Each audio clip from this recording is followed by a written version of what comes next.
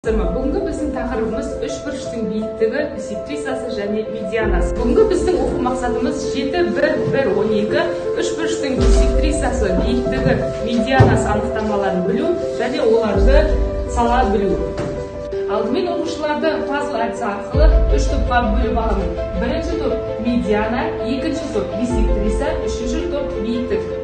Үй тапсырмасын көршімен жұптас әдісі арқылы қасында отырған жұбын оқушылар бір-бірін тексеру арқылы бір-бірін бағалайды.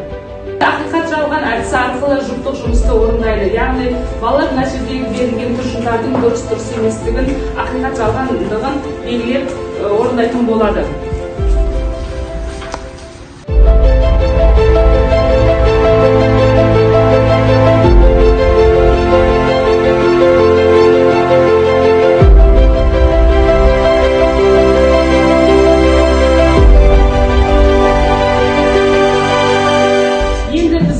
Топтық жұмысты орындайтын боламыз. Яғни біз топтық жұмысты Парзе әдісін қолдану арқылы орындаймыз. Ал бірінші топқа мына фигура түседі.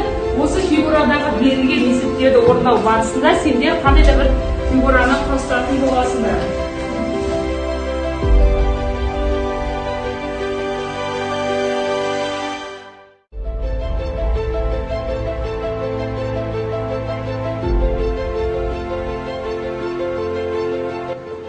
Сонымен біз Тарси әдісі арқылы және де Лёник әдіс формасын қолдану арқылы сабақтың оқу мақсатына жеттік.